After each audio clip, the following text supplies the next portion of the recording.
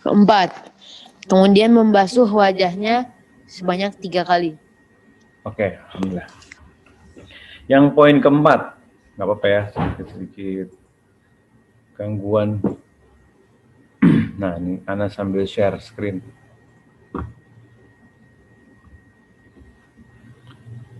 Yang kita kemarin sudah di, nih poin 4 nih ya. Kemudian membasuh wajah sebanyak 3 kali. Nah, kalau misalnya teman-teman lihat, nih di poin 4 nih, yang digambar pojok kiri bawah, ya, itu batasan mengusap muka. Jadi apa, batasannya itu ini nih, seujung-ujungnya dari tumbuhnya rambut, ya, tumbuhnya rambut sampai ke dekat telinga, terus ke bawah gitu, ke bawah sampai ke bawah sini. Dan jadi bukan cuma ini ya, bukan cuma diceplok-ceplok doang gitu, apalagi kalau cuma pakai apa, pakai air ngambil 2 gini, set tuh bukan wudhu tuh, itu mandi koboi kalau kata orang-orang zaman dulu tuh. Nah jadi apa, yang dibasuh ini kalau Anda ngadep miring ini ya, di sini sampai sini nih, sampai ujung sini. Nah, kalau laki-laki jenggotnya digosok, diusap di ini juga apa, di sela-sela, istilahnya di sela-sela. Ya. Jadi dari tempat tumbuhnya rambut di sini di bawah sampai bawah dagu, rahang semua masuk nih sini nih, semua ya. Terus habis itu selanjutnya yang nomor 5. 5. Lalu membasuh tangan kanannya hingga ke siku 3 kali.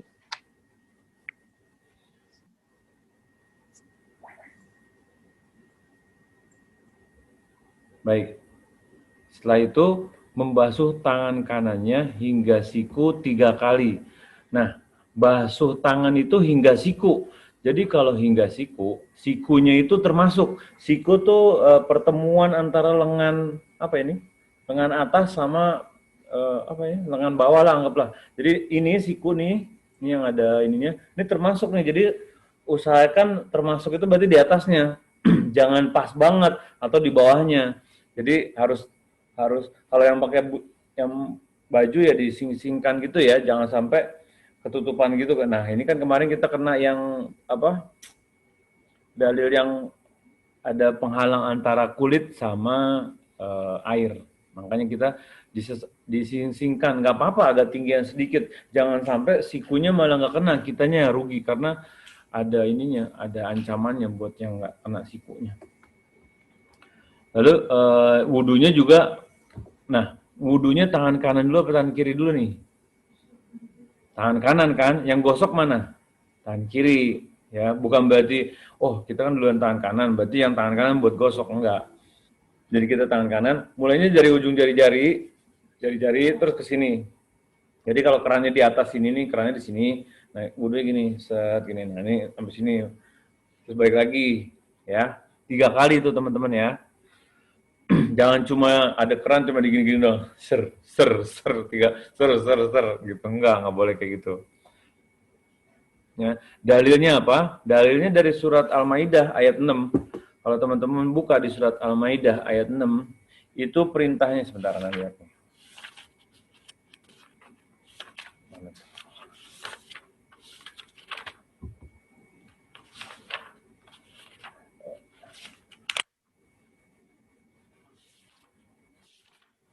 Ya, mana sih tadi ada?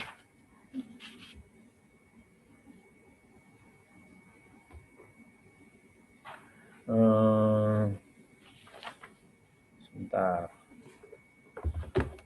Fa'agsilu aidiakum. Jadi disuruh basuh, disuruh cuci ya. Kalau famsahu tuh suruh usap.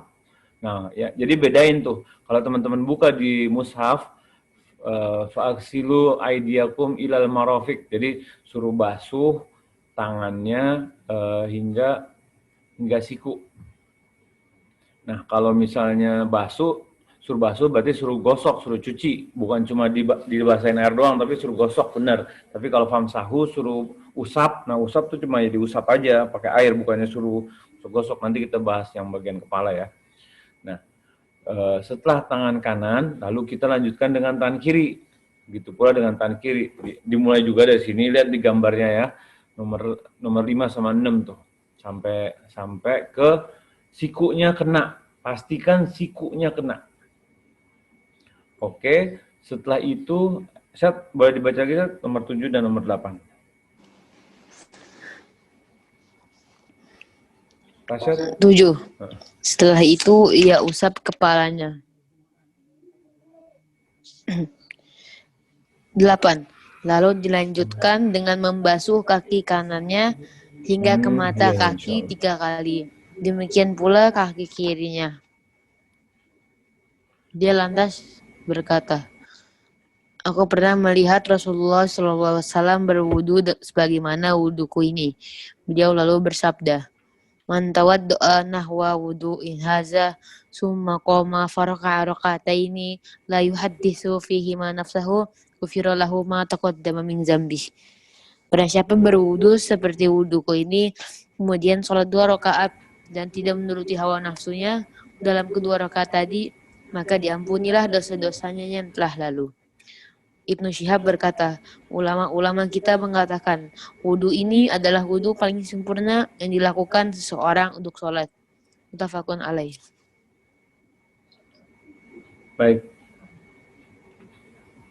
Baik, sekarang, nah, setelah tangan, ya, ingat ya patokannya ya, jangan sampai kebalik loh. Habis tangan, terus baru usap kepala. Jadi wajah, ya jadi gini, Anda ulangi lagi nih, biar masih ingat. Insya Allah sih ingat semua ya, nggak ada yang lupa ya. Pertama, kedua telapak tangan, ini sunnah. Terus kumur-kumur hukumnya wajib. Lalu menghirup air ke hidung, lalu mengeluarkannya istinsyak sama istinsar. Ya kan, kemudian membasuh wajah 3 kali, habis wajah, tangan kanan dulu, baru tangan kiri dulu. Dan ingat, bukan tangan kanan 1, terus tangan kanan, tangan kiri, nggak boleh gitu, nggak boleh selang-seling. Selalu kanan dulu 3 selesai, baru kiri 3 selesai. Setelah itu, ia usap kepalanya. Nah, nih, bagian usap kepala, nih ada beberapa dalilnya nih. Bagian mengusap kepala, nih teman-teman, teman-teman nggak boleh, dalilnya nih dari Al-Maidah ayat 6 juga nih, wamsahu biru'usikum, dan usaplah kepala kamu. Dan juga berdasarkan hadis dari sahabat Abdullah bin Zaid yang menyatakan, yang artinya bahwasanya Nabi Muhammad SAW mengusap kepalanya dengan kedua tangannya. Tuh teman-teman. Jadi kalau kita mau wudhu sesuai contoh wudhu Nabi Muhammad SAW, mengusap dengan kedua tangan. Lalu beliau menjalankan kedua telapak tangannya ke belakang dan mengembalikannya. Nih, poin ini ya. Yaitu beliau memulai dari bagian depan kepalanya, kemudian menjalankan kedua tangan ke tengkuknya, lalu mengembalikan kedua tangannya tadi ke tempat di mana beliau memulai darinya. Tuh. Jadi kalau kita ingin wudhu sesuai ya, dalil dari Nabi Muhammad SAW, walaupun memang ada mazhab Syafi'i yang membolehkan hanya mengenakan sedikit gitu, tapi kalau kita memang benar-benar mau wudhu sesuai contoh Nabi Muhammad SAW, ya kita harus ngikutin tuh dalilnya dari Sahih kok. Tangan 2 ya, mulai dari sini ya, sini ke belakang, habis itu balik lagi ke depan, tangannya yang telunjuk ini, pakai headset ini ya, kalau dicopot headsetnya nggak kedengeran suaranya. Nah, tangannya masuk ke telinga gini, terus sambil muter dengan air sisanya. Kebayang nggak? Nih, anak kasih gambarnya nih. Nah, ini ada gambarnya nih. Maaf ya. Dan nih, lihat di buku. Di buku ada kok. Buku nomor 7, lihat tuh. Jadi tangannya dibasahin air dulu ya, jangan sampai tangannya nggak basah. Dan cuma basah teman-teman, bukan ngambil setengah mut, bukan ngambil setengah mut, nanti gabyur bahasa koyub semua. Enggak. Nanti jadi kalau misalnya itu gini, set ke depan, nah tangan ini telunjuknya masuk di dalam lubang telinga, set muter ke depan, set gitu. Nah ini ada gambar yang lebih tajam. Ini yang cara wudhu udah ya kemarin udah paham insyaallah ya. Cara kumur-kumur. Nah ini lebih jelas nih. Dia tuh tangannya tuh. Ini jazakallah khairan nih Ustadz Firanda nih udah ngasih. Nah, tangannya sini. Mulai dari pertemuan rambut nih, set ya. Pertama dibasahkan air dulu, dibasahkan. Dari situ depan, cara mengusap kepala. Nah, terus tarik terus nih, set. Terus sampai belakang. Nih, terus nih sampai belakang nih. Ke belakang. Ini nggak ada balikannya. Oh, pokoknya udah sampai belakang balik lagi ke depan, ya. Tangannya ini masuk di lubang telinga, masuk ke dalam lubang telinga, terus putar ke depan, set. Telunjuknya yang masuk telinga, Ki, telunjuk Ki, bukannya jempol. Kalau jempol masukkan nanti kegedean, telunjuk. Masukin ke telinga, sambil muter, tapi nggak usah dalam-dalam, cuma sekedar buat masuk aja dia set gitu, set masuk ke dalam. Ya, masukin ke lubang telinga, putar deh ke depan, set gitu. Nah, jadi yang jempol ini bersihin bagian telinga yang sisi luar, yang telunjuk ini agak masuk sedikit bersihin telinga yang bagian dalam. Gimana? Fahim Tom? Nih, ini ada gambarnya nih. Tuh, jadi tangannya muter. Tuh. Kalau ada yang bingung, ini aja ya, tulis di chat ya.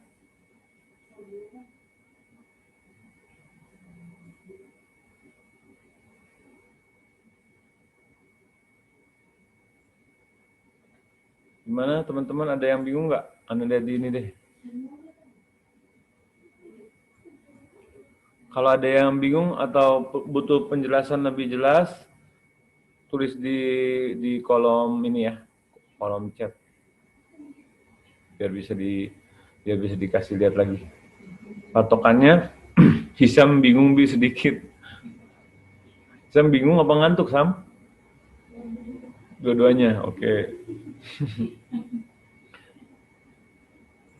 Nah, jadi kalau misalnya teman-teman udah tahu caranya, bisa nih mulai nanti kalau udah mau wudhu, misalnya mau sholat malam nih, insya Allah nanti malam, teman-teman bisa praktekin.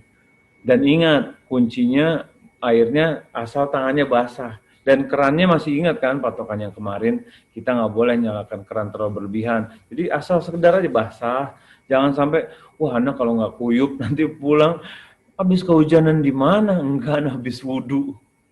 Atau sengaja wudhunya gini, wah ini ya, apa biar anak lebih khusyuk soalnya, tapi udah kuyup, bajunya basah ini, terus masuk di masjidnya AC-nya nyala lagi, yang ada pulang tiap habis sholat rawatib, pulang ke rumah masuk angin tuh. Jadi wudhunya hanya untuk yang kepala karena dia dibasuh ya teman-teman ya. Jadi hanya sekedar basah. Kalau cuci memang airnya harus ini bisa buat menggosok.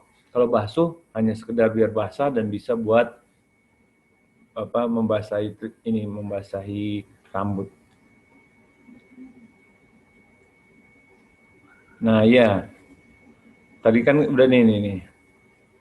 Kalau bagian membasuh kepala yang disunahkan dari Nabi Muhammad SAW nih. Sebentar.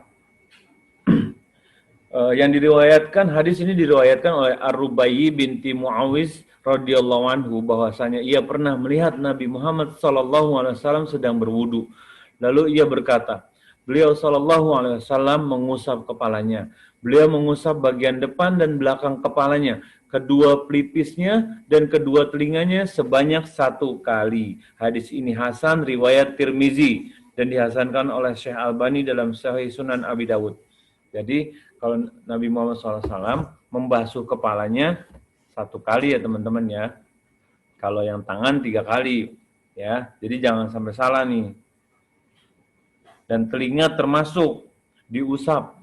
Telinga termasuk diusap ya, bukan diguyur. Kalau diguyur nanti telinganya airnya banyak kayak habis berenang tuh, bunyi gerendeng gitu kan. Nah, lanjut lagi. Rasul sudah baca semuanya tadi saya teh. Nah, mengenai yang dalilnya itu yang diriwayatkan oleh Abdullah bin Zaid radhiyallahu anhu cara usapnya. Dan Imam Tirmizi rahimahullah mengatakan bahwa ini adalah pendapat yang paling sahih. Sebagaimana juga hadis yang diriwayatkan dari Abu Umamah bahwa telinga itu bagian dari kepala, teman-teman. Jadi kita mengusapnya cukup sekalian habis itu telinga dengan menggunakan air dari sisa-sisa yang tadi kita mengusap kepalanya. Dan menurut mazhab Hambali ya, untuk telinga itu termasuk wajib. Masih ingat nggak bedanya antara wajib, rukun sama sunnah? Insya Allah masih ingat ya.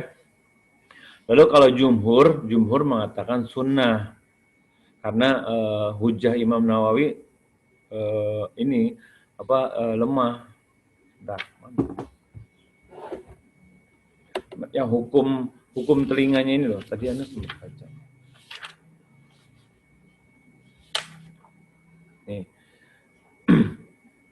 Mazhab Hambali berpendapat bahwa hukumnya wajib. Mereka berhujah dengan hadis ini karena jelas sekali dikaitkan bahwa keduanya termasuk anggota kepala. Adapun jumhur ulama berpendapat sunnah, sebagaimana diucapkan dalam kitab Al-Fiqih. Padahal sebagian dan Imam Nawawi mengucapkan bahwa hadis itu lemah dari seluruh jalannya. Padahal sebagian sanadnya adalah sahih, teman-teman. Hal ini tidak diketahui oleh Imam Nawawi. Adapun hadis lainnya adalah sahih li ghairihi. Maka hujah mereka adalah lemah. Udah, kesimpulannya aja deh. Jadi kita wajib berpegang dengan dalil hadis bahwa mengusap kedua telinga hukumnya adalah wajib. Sebagaimana mengusap kepala. Ya teman-teman ya. Jadi singkatnya gitu aja. Singkatnya bahwa mengusap telinga hukumnya adalah wajib. Dan cukup dengan sisa air. 3 imam, Imam Hanafi, Imam Maliki, Imam Hambali, mengatakan bahwa cukup dengan sisa air aja. Bukan berarti kita setelah kepala kita mengambil air lagi untuk membersihkan kedua telinga. Enggak, tapi sekalian. Untuk yang memakai sorban, ya boleh gini, yang memang sorbannya yang selalu dipakai gitu ya, itu sorbannya yang diusap dan juga jambulnya, misalnya ada rambut yang sisi luarnya gitu. Sebagaimana ini pendapat yang disyariatkan. Tata cara ini berdasarkan hadis dari sahabat Amr bin Umayyah Ad-Damri radhiyallahu anhu. Ia berkata, aku pernah melihat Rasulullah SAW mengusap bagian atas sorbannya dan kedua sepatunya. Mengusap khuf ya, kalau kedua sepatu ya. Ini hadisnya hadis sahih riwayat Bukhari nomor 204. Dan hadis dari sahabat Bilal radhiyallahu anhu disebutkan bahwa Nabi SAW mengusap bagian atas kedua khuf. Khuf itu tadi ya, sepatu, dan khimar. Khimar ini sorbannya. Tuh. Jadi ada juga yang Nabi Muhammad SAW ketika beliau menggunakan sorban, yang diusap sorbannya itu boleh. Jadi kalau misalnya ibu-ibu yang mau misalnya pakai hijab terus yang mau diusap sorbannya, misalnya lagi rame di tempat-tempat yang tidak bisa, yang tempat wudhunya terbuka. Tahu kan kadang kita kalau mau wudhu, kadang cuma dibatasin sama tembok 15 cm gitu. Jadi yang laki bisa lihat perempuan, yang perempuan bisa lihat laki. Nah, kalau misalnya, dan pilihannya antara wudhu di situ atau di kamar mandi dan antri lama, dan ini ya udah, kalau itu memang pilihannya seperti itu, kita cari yang mudorotnya paling sedikit. Ya udah, kita usap, maksudnya ibu-ibu ya, bukan anak ya, usap bagian hijab bagian luarnya aja boleh. Dan jambulnya sedikit. Jadi nggak usah harus, wah harus ngantri nih, sedangkan toilet tempat wudhunya yang tertutup itu nggak ada atau gimana. Jangan sampai nggak wudhu. Udah, kita sholatnya di rumah aja. Karena nanti wudhunya diliatin sama bapak-bapak. Nah, itulah pentingnya belajar, teman-teman. Kalau dengan berilmu gini, kalau kita misalnya lagi belanja, lagi di pasar, dan kita tahu sendiri, kadang tempat wudhunya, musolanya itu kadang nggak dibatesin, cuma pakai tirai atau apa gitu. Nah, kalau memang bisa masih kelihatan sama para pria, jangan sampai hijabnya dibuka, jangan ya, jangan sampai hijab dibuka di depan. Kadang Anda lihat tuh ibu-ibu, maaf ya, kadang mau wudhu nih dilepas nih jilbabnya, terus sampai tinggal pakai itu kayak bandana gitu, tinggal ciputnya doang. Terus wudhu. Anda bingung ini mau ngasih tahu gimana, tapi kalau nggak dikasih tahu ya salah juga gitu. Ya, Anda doain aja dulu deh. Jadi tinggal ciputnya doang, jilbabnya digantung. Terus dia wudhu di samping bapak-bapak, ya Allah. Itu salah tuh. Kayak gitu salah. Kalau kita, udah deh, daripada nanti, Anda cuma pakai ciput nih katanya si ibu ini. Dan nanti wudhunya di rumah aja, sholatnya di rumah.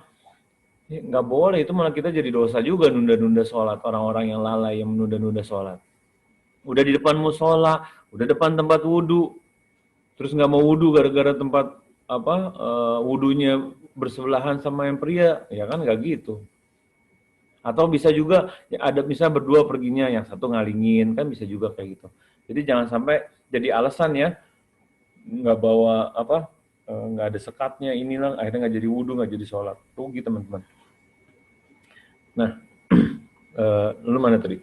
Lalu selanjutnya lalu dilanjutkan dengan membasuh kaki kanannya hingga ke mata kaki ilal ka'bain. 3 kali sedemikian juga pula dengan kaki kirinya. Dalilnya apa? Masih di surat Al-Maidah ayat 6. Wa arjulakum ilal ka'bain. Nah, dan gosok ilal ka'bain hingga mata kaki. Jadi mata kaki termasuk. Nih, kalau mata kaki termasuk dan suruh gosok. Kalau mata kaki termasuk, kita juga sebagaimana sunnah dari Nabi Muhammad SAW, kita suruh mensela-sela kan. Kalau tangan kita sudah sela-sela, jangan lupa kakinya kita sela-sela juga. Selasanya pakai tangan apa Anda tanya? Coba, ada yang bisa jawab nggak? Kalau kita mau kaki kanan nih, kita sela-sela pakai tangan kanan apa tangan kiri? Dan kalau kaki kiri pakai tangan kanan apa tangan kiri juga? Ada yang tahu nggak? Gampang ya?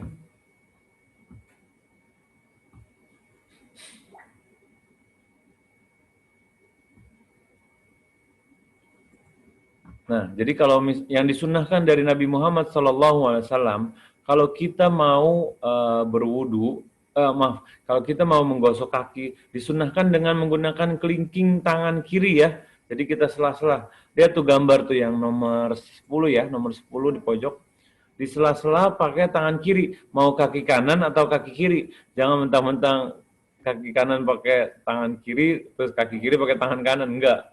Pokoknya poin yang mesti dihafalin gini, buat membersihkan kotoran selalu dengan tangan kiri. Mau buang ingus ya, mau apa lagi tuh, mau bersihkan kotoran sela-sela kaki. Jangan sampai tangan kanan, tapi kalau tangan kanan digunakan untuk yang baik-baik, ngambil air apa gitu ya. Jadi itu kuncinya di situ sih sebenarnya ya. Oke, yang 12. Nah, oh nggak ada 12 maaf. Dan sebagaimana ini dalilnya satu nih yang nyambung tadi nih dari atas dari Humron budak Utsman bin Affan nih. Nah penutup dari hadis tadi dari dalil tadi dia lantas berkata Utsman maksudnya nih, aku pernah melihat Rasulullah SAW berwudu sebagaimana wuduku ini. Beliau lalu bersabda, man tawaddo'a nahu wudu'il hadza thumma qama faraqa'a raqataini la yuhaddisu fihi ma nafsahu ghufira lahu ma taqaddama min dzanbih. Nah, barang siapa berwudu seperti wuduku ini, kemudian salat 2 rakaat dan tidak menuruti hawa nafsunya dalam 2 rakaat tadi, maka diampunilah dosa-dosanya yang telah lalu. Buat kita yang mau dihapuskan dosanya, sebenarnya Allah kasih banyak kesempatan. Lagi sholat, lagi wudu, berangkat ke masjid, ya kan banyak sebenarnya. Terus puasa sunnah, puasa kemarin tuh puasa sunnah apa tuh kemarin tuh? Asyura ya kan? Terus puasa banyak deh teman-teman deh. Itu buktinya bahwa Allah Subhanahu wa taala tuh sayang sama kita. Kita tuh banyak banget dosanya gitu loh. Dengan Allah kasih peluang-peluang kita untuk menghapus dosa dan kalau kita bisa lakukan dengan sempurna, dengan seksama, moga Allah terima semua ibadah-ibadah kita yang nantinya insya Allah akan menjadi penghapus dosa-dosa kita. Nih dalilnya nih, barang siapa mudah kan, tinggal kita niatin wudhu, terus kemudian sholat 2 rakaat dan tidak menuruti hawa nafsu. Sebagian ada yang berpendapat bahwa sholatnya khusyuk gitu. Maka diampunilah dosa-dosanya yang telah lalu. Ibnu Syihab mengatakan berkata, ulama-ulama kita mengatakan wudhu ini adalah wudhu paling sempurna yang dilakukan seseorang untuk sholat, teman-teman. Muttafaqun alaih. Nah, jadi sebenarnya caranya sederhana. Tinggal kita ingat-ingat aja. Yang selama ini kalau kita kerjakan kan, seingat Ana ya, kalau kita wudhu dari zaman Ana dulu SD, kalau wudhu tuh 3 kali semua, terus telinga 3 kali, telinga kanan 3 kali, telinga kiri 3 kali, terus habis itu kaki 3 kali, kaki kanan 3 kali, kaki kiri. Jadi semuanya terpisah-pisah. Nah, sebagaimana contoh dari dalil-dalil yang sahih bahwa Nabi Muhammad SAW wudhunya kepalanya bareng dengan telinga dan dilakukan cuma 1 kali. Oke, itulah cara wudhu sesuai tuntunan Nabi Muhammad SAW. Lanjut, Sat. Sekarang kita masuk ke syarat sahnya wudhu. Syarat sahnya wudhu. 1. Niat. Berdasarkan sabda beliau Shallallahu Alaihi Wasallam, Innamal a'malu binniyat. Sungguhnya perbuatan itu tergantung pada niatnya. Tidak disyariatkan mengucapkannya karena hal itu tidak pernah dilakukan Nabi Shallallahu Alaihi Wasallam. Oh, bunyi apa nih? Oh, baik. Sekarang kita masuk di syarat sahnya wudhu. Jadi wudhu itu nggak sah kalau nggak ada syarat-syarat ini tidak terpenuhi. Masih ingat ya? Nah, kita masuk di bab niat. Sebenarnya ini bab niat ini penting dan merupakan syarat sahnya rata-rata ibadah. Semua ibadah harus niat, teman-teman. Nah, sebagaimana sholat, kita wajib berniat, syaratnya berniat. Wudhu juga syaratnya berniat. Dan berdasarkan sabda Nabi Muhammad SAW, innamal a'malu binniyati, sesungguhnya perbuatan itu tergantung pada niatnya. Dan niat ada seperti yang kita pembahasan di sifat sholat kemarin, niat adanya di mana? Niat ada di hati atau di mulut atau di perbuatan? Niat adanya di dalam hati kan? Kalau niat, arti niat aja gampang. Niat adalah kemauan keras untuk melakukan ibadah kepada Allah Subhanahu Wa Taala. Ini kalau misalnya kita mau wudhu nih, kita niatin nih, kita mau ibadah nih wudhunya nih. Jangan cuma sholatnya aja kita niat. Wudhu juga harus niat. Kadang kan kita nggak gampangin kan, udahlah wudhu aja. Kita niatin nih, kita mau ibadah. Pokoknya setiap mau perbuatan mubah pun, kita niatin ibadah juga. Misalnya kita niatin makan nih, insya Allah biar nanti anak kuat kalau mau mau sholat mampu berdiri, ya kan? Kalau misalnya kerja niatin nih, soalnya anak niat buat ibadah sebagaimana diperintahkan untuk menafkahkan anak istri. Nah, itu kan akhirnya perbuatan-perbuatan mubah itu ada tambahan nilai pahalanya di mata Allah Subhanahu Wa Taala. Apalagi perbuatan-perbuatan yang kita diperintahkan seperti sholat, wudhu, ya kan, zakat, niat, tapi niatnya dalam hati, bukan niat itu kita ucapkan secara lafaz. Saya berniat wudhu di kamar mandi, musola, Baitur Rahman, enggak gitu juga kan? Kita niat ya udah dalam hati. Oh, bukan itu ya niatnya nawaitu apa sih? Wudhu'a ya kalau nggak salah ya, nawaitu wudhu'a di sholat kalau nggak salah deh. Ana lupa juga tuh. Kalau ada yang masih ingat-ingat, ya sebaiknya nggak dilanjutkan niatnya. Karena tuntunan dari Nabi Muhammad SAW, niatnya di dalam hati ya teman-teman ya. Jadi tidak disyariatkan mengucapkannya karena hal itu tidak pernah dilakukan Nabi SAW. Tidak ada satupun hadis yang sahih maupun doif yang menyatakan bahwa Nabi Muhammad SAW membaca niat ketika wudhu.